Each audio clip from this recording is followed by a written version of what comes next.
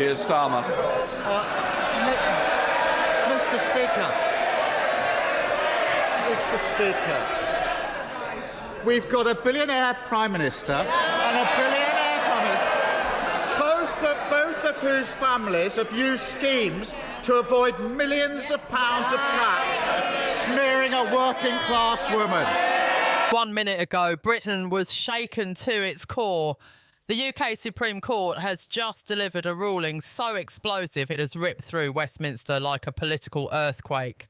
Keir Starmer, the sitting Prime Minister, has been ordered to resign, not tomorrow, not in a few weeks, but immediately. And at the heart of this bombshell lies a staggering £124,000 scandal, a scandal that has shattered trust, rocked the Labour Party, and left the nation staring into the abyss of a full-blown constitutional crisis. The verdict is not a whisper, not a suggestion, but a demand from the highest court in the land. Starmer must go. What began as quiet murmurs of irregular finances has now erupted into one of the most devastating moments in modern British politics. Earlier today, Chief Justice Dame Sue Carr stood before the nation with words that will go down in history. With calm authority and piercing clarity, she exposed a Prime Minister caught in a web of deceit, financial manipulation and deliberate concealment. The court's ruling laid bare the truth, a mysterious £124,000 discrepancy in the sale of Starmer's family property, a transaction that appeared to undervalue the true worth of the home, raising red flags with auditors, regulators and the tax authorities. What makes this case so damning is not just the money itself, but the deliberate cover-up. Documents revealed that Starmer's team was repeatedly warned about the undervaluation, yet the numbers were never corrected. Instead, aides were allegedly instructed to bury the issue, to hide it under layers of vague disclosures and technical jargon, hoping no one would notice. But the Supreme Court noticed, and today they delivered their judgment in merciless terms. Starmer's actions were not the mistakes of carelessness, but the choices of intent. This scandal has cracked open more than a legal debate. It has pierced the heart of Britain's democratic trust. For the first time in living memory, the Supreme Court has told a Prime Minister directly that he no longer holds the moral authority to govern. The ruling was blunt. Starmer has breached the ministerial code, misled Parliament and betrayed the people he vowed to serve. According to the judgment, this isn't a minor accounting slip. This is a systemic failure of honesty. A direct challenge to the integrity of public office. The Prime Minister, once the man who built his reputation on prosecuting lawbreakers, now stands accused of breaking the very standards he once demanded of others. It is a collapse not only of his political image, but of the very foundation on which he rose to power. Inside Westminster, panic has erupted. Allies who once stood firmly behind Starmer are retreating into silence, refusing to answer questions, and in some cases openly calling for his resignation. Within hours of the ruling, opposition parties pounced. Rishi Sunak declared that no one is above the law, not even the Prime Minister. Nigel Farage warned that if Starmer clings to power, the people themselves will remove him. Even Labour insiders are privately admitting that the game is over. Leaked reports suggest that several shadow ministers are preparing to resign en masse. Unless Starmer steps aside, a storm is raging. And number 10 has become the eye of that storm. The outrage is not confined to Parliament. Across Britain, fury is spilling onto the streets. Protesters have gathered outside Westminster chanting "Resign now" and "Clean politics for Britain." Social media has erupted into a firestorm with hashtags like #Starmer scandal and "Resign now" trending worldwide. What began as a financial anomaly has transformed into a national reckoning. The question echoing through every corner of the country is simple. How could the man who promised transparency, integrity and honesty fall so spectacularly? And if the Prime Minister cannot be trusted, what does this mean for the future of Britain itself? The crisis has gone beyond politics. Financial analysts warn that investor confidence is plummeting. International observers are watching closely, concerned that the United Kingdom, once known for stability and rule of law, is now on the brink of a constitutional meltdown. Even Washington and Brussels are quietly preparing for the fallout, unsure whether Starmer will bow to the court or attempt to defy it. Behind closed doors, Labour officials are scrambling to prepare contingency plans for a caretaker government. The palace has been briefed. And as whispers of the monarch's reserve powers grow louder, the constitutional stakes have never been higher. The Supreme Court has spoken, the people have spoken, and now the world waits. But Starmer, the man at the centre of it all, remains silent. No resignation, no apology, no statement, just silence. And in that silence, the crisis deepens. Britain is holding its breath. The Prime Minister's clock is ticking. The atmosphere in Westminster has turned poisonous, and the fallout from Richard Tice's shocking move is spreading faster than anyone expected. For months, Starmer and his Labour allies believed they could control the migration debate, carefully shaping the narrative and silencing anyone who dared to question it. But Tice has just ripped that control away by directly exposing the hypocrisy of Labour and the Liberal Democrats, and by physically placing responsibility at their doorstep. He has turned the crisis into something they can no longer ignore or deny. Councils that once clapped for open borders and proudly declared themselves sanctuaries are now panicking as busloads of arrivals arrive right where they govern. The public is watching, the media is circling, and suddenly the polished speeches and empty promises of Labour leaders look meaningless. For Starmer, this is more than a political headache, it's a humiliation. His entire strategy rested on keeping the migrant issue distant from his core supporters, deflecting responsibility onto the government or blaming global factors. But Tice has ended that game with one bold stroke. The Labour leader can't hide behind slogans anymore because his own councils are being tested in real time. And the cracks are already showing. Local officials are pleading for more funding. Communities are staging protests. And the very voters Labour thought were loyal are starting to ask, why should we suffer for policies we never agreed to?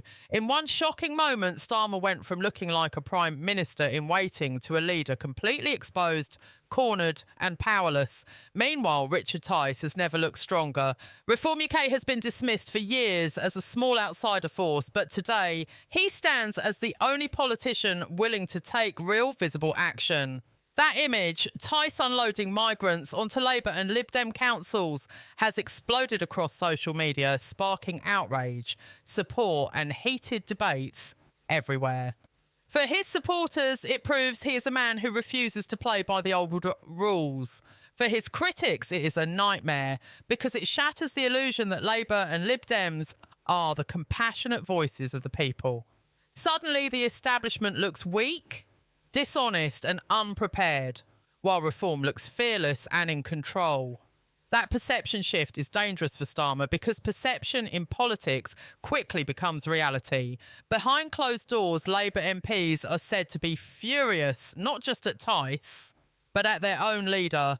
Whispers of rebellion are spreading through the party. If Starmer cannot contain this crisis, if he cannot regain authority, then questions about his future will surface faster than he can manage. Could this be the moment that defines or destroys Keir Starmer's leadership? The media is already sharpening its knives. The headlines write themselves: Starmer meltdown, Labour exposed, Reform strikes back. The pressure is suffocating. And for a man who built his career on projecting calm authority, this chaos could be fatal to his image. But the drama doesn't stop with Labour. The Liberal Democrats, who for years have proudly embraced the banner of open borders, now find themselves in a trap they cannot escape.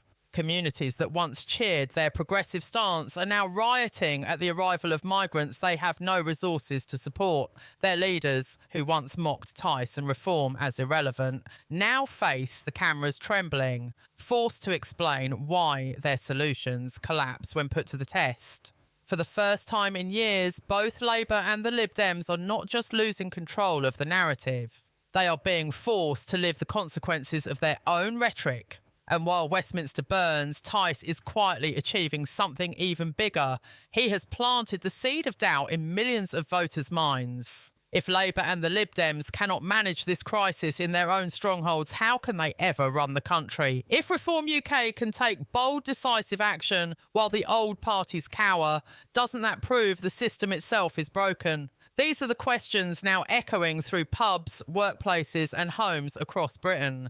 And the answers may decide the next election.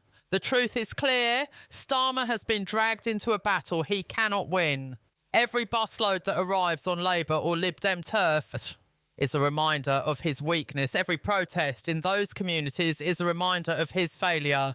And every speech he gives now sounds hollow because the people have seen the reality with their own eyes. Richard Tice has forced the mask to slip, and what's underneath is chaos, hypocrisy and betrayal. Westminster may try to spin it, but the people will not forget what they have witnessed.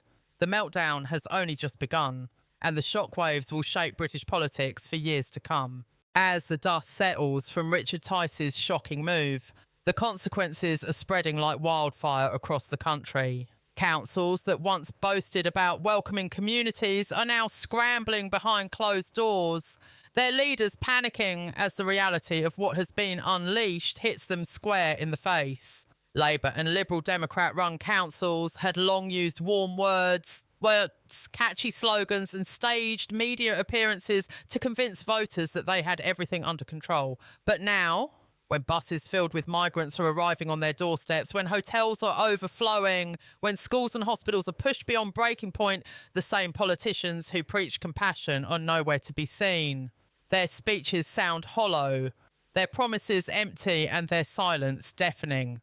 Ordinary British families are furious. They have been raising concerns for years, ignored time and time again by leaders who dismiss their voices as fear-mongering. But what Richard Tice has done is rip away the carefully polished mask of Labour and the Liberal Democrats. He has forced them to live with the consequences of their own words. Communities that once believed they were untouched by the crisis are suddenly realising just how fragile the system is. Angry parents are demanding to know why their children can't get school places while hundreds of new arrivals are rushed to the front of the line. Overworked doctors and nurses are asking why they are being stretched thinner and thinner while town halls sign off more spending for emergency housing. The pressure is not just local, it's national. Keir Starmer is at the centre of this storm and his so-called strong leadership is crumbling under the weight of events. Every television interview he gives is filled with awkward pauses, defensive answers and rehearsed lines that convince no one. Even his own MPs are losing patience. Behind closed doors, whispers are growing that Starmer's authority is slipping. Labour was supposed to be riding high after the election, confident and untouchable.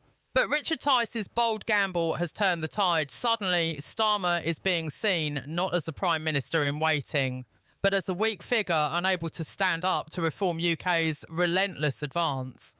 And then there's the Liberal Democrats. For years, they have thrived on the image of being the nice party, smiling, promising and avoiding hard questions. But now, when buses roll into towns run by Lib Dem councils, their leaders are trapped in an impossible position.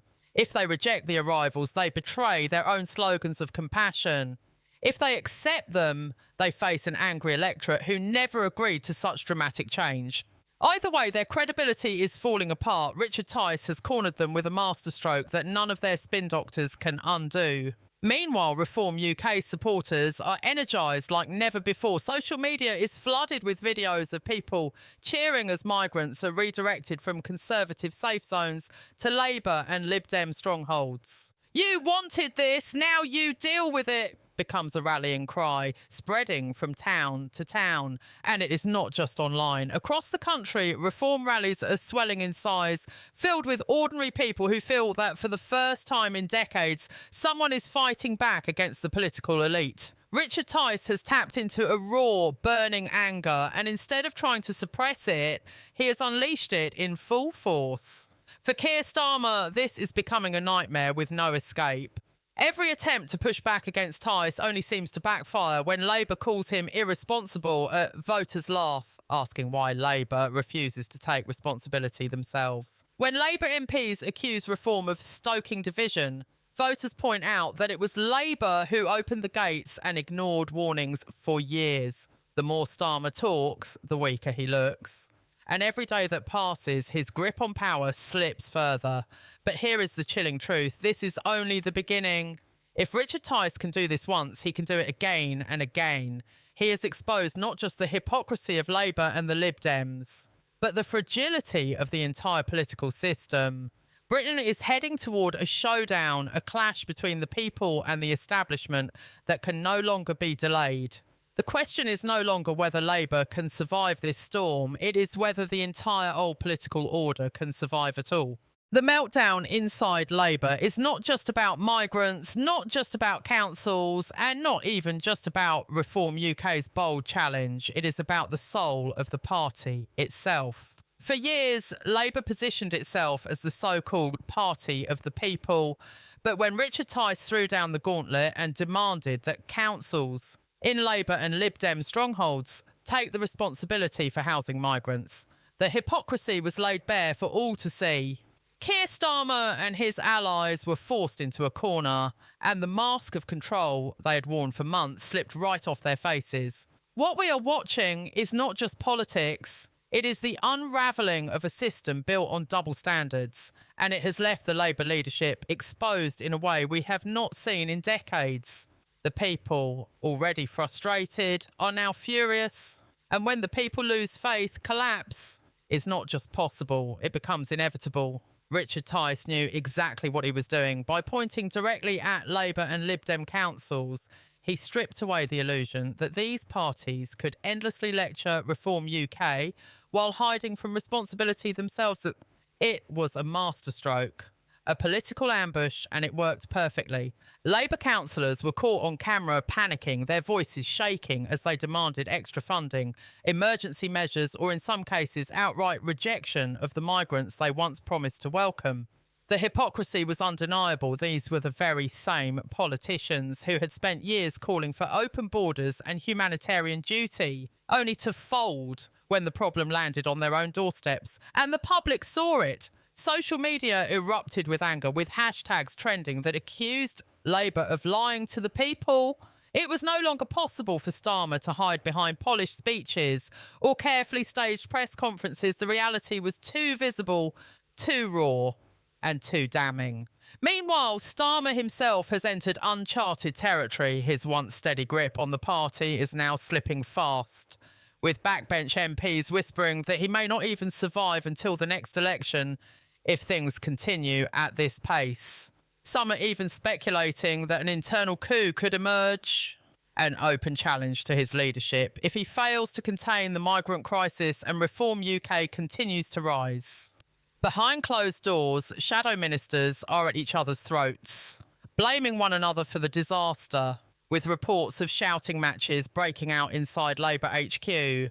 Starmer's critics within the party are growing bolder, no longer afraid of being seen as disloyal. And why should they be? To them, Starmer looks weak, beaten, and unable to handle the storm that Tice has unleashed.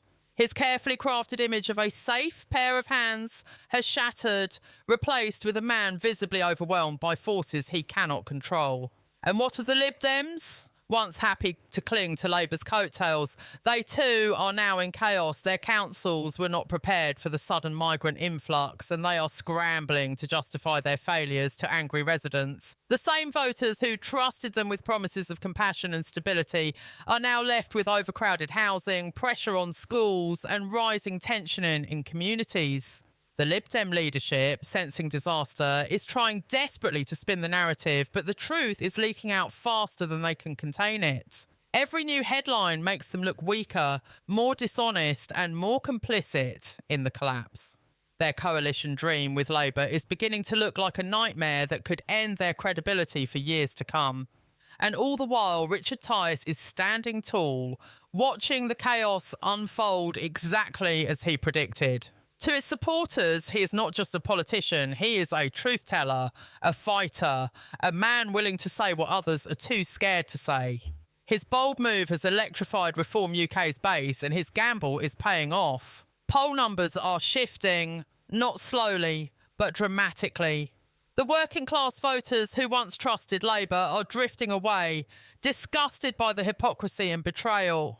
Even lifelong Labour supporters are beginning to ask whether Starmer and his party can be trusted at all. This is not a minor dip in support. It is the beginning of a political realignment that could change the very fabric of British politics. But the real question now is, how much longer can Starmer hold on? With the pressure mounting from every side, angry councils, furious voters, rebellious MPs and an opposition that smells blood, the cracks are turning into fractures and those fractures are spreading quickly. If Starmer cannot find a way to take back control, his leadership could collapse faster than anyone expected. The public has seen through the performance and no amount of spin can undo the damage. The Labour meltdown is no longer just a story in the headlines, it is a turning point in history and Richard Tice has made himself the man at the centre of it all.